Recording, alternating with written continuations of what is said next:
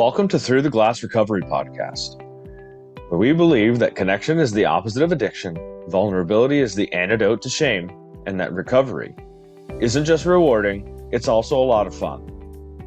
We're your hosts, Steve and Julie.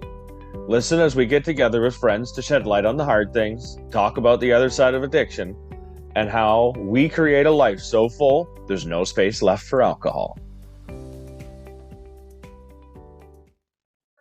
I want to thank you all for taking the time to listen to the podcast today. I'm Steve. And I'm Julie. Steve and I met in Zoom recovery meetings, and we gained so much from those meetings that we wanted to find a way to share them with the rest of the world. Before we get into explaining what you can expect from this podcast, we'll go ahead and introduce ourselves. Julie, how about you tell our listeners a little bit about yourself?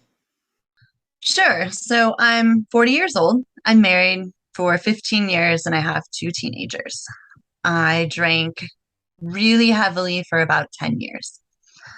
My kids were little. My husband was always away for work. I was overwhelmed. I was exhausted. So my story is a lot like a lot of others.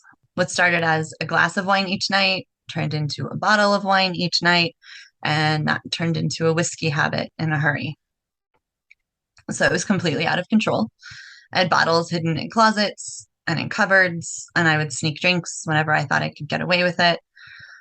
I'd wake up in the morning and not remember putting my kids to bed the night before. I was miserable. I was depressed, and I hated myself. So in 2019, I quit. But I quit silently. I never told anyone how hard it was. I never told anyone how much I was struggling. I kept it all to myself. I knew I needed to be doing some work. I needed to be figuring out what was so wrong that I wanted to escape my life. But I was so completely ashamed of what I had become. There was no way I was going to ask anybody for help. The shame ran too deep. And so I managed to stay sober for about 14 months. My relapse lasted a year. It was really bad. By the time I quit for good, I had destroyed my relationships with my kids. I had wrecked my car, and I was drinking most days by 10 a.m., all while still making everything look perfect on the outside. Everything changed the day I found recovery meetings on Zoom. I logged in for the first time, too ashamed to even turn on my camera to show my face. What I experienced, though, was incredible. It was a whole group of people that were just like me. Really good, really normal people who just couldn't control the way they drank. So they stopped. And they talked about it. They talked about parts of their lives they needed to change. They talked about how to handle tough situations. They talked about things they were ashamed of. They talked about how to stay sober. I realized I was missing 2 things the first time I quit. I was missing direction, and I was missing connection. This time around, in those meetings, I found both. So now, a year later, I'm not ashamed anymore. I'm a normal person who got addicted to an addictive substance.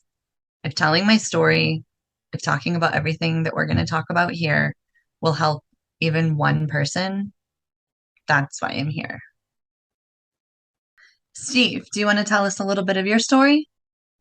I'm a 40-year-old father of two little girls.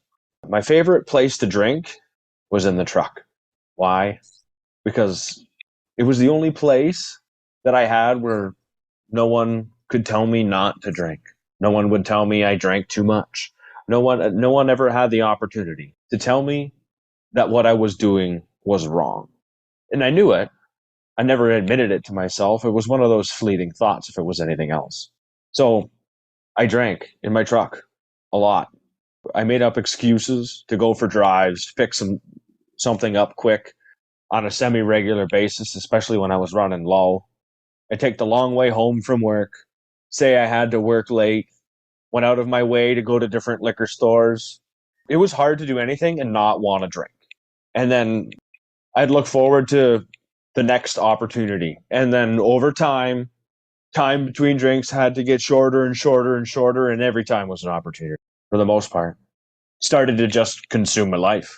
So there was one night where I was called out was asked to explain my credit card bill and the 17 stops at the liquor store for the month. That was my last night of drinking. Pulled the last 2 bottles out of my truck, even after I admitted that I was going to quit. Drank as much of those 2 bottles as I could before I dumped them down the drain without telling anyone. That was over a year and a half ago. I had no idea where to go, who to ask for help. So I wrote an email that said, it's time to put the bottle down. I got a reply. They sent me a link to a Zoom meeting during the pandemic. So that day, that night, hungover, I hopped on a Zoom meeting, and it just so happened to be a celebration of a man who had 45 years sober. The only thing I can remember was the laughter and the smiles. And you could see that this guy had touched a whole bunch of people's lives. And at the end of the meeting, I never said a word. And I thought, this guy got 45 years. 45 years sober. It can be done. All I heard them was to just say, come back. So, I mean, what did I have to lose? Because I felt like I had everything left to lose. So I kept going to Zoom meetings, joined the I Am Sober app, and found a community there too. And about 5 months into my sobriety, I ended up becoming part of that community as well. And here I am today. Those are the connections. And the connections are what has helped me get to where I am today. So going back to the Zoom meetings that we met at, there were so many times that we left those Zoom meetings feeling so fulfilled and so full of wisdom that we wished we could record them. So what we've tried to do here is recreate meetings that are really similar to those so that we can record them and we can start sharing them with everyone else. Because there's so much valuable information to be gained from listening to people that are going through recovery. Whether they're at 30 days or 60 days or 600 days, everybody has something valuable to share and everybody can gain something from hearing their stories. So what we've done here is try to give them a place where they can share those stories and create a conversation that other people can listen to and hopefully gain something from. With this vision, we invite you to listen to our first episode, where Julie and I get together with 3 of our friends and discuss our first topic, rebuilding trust.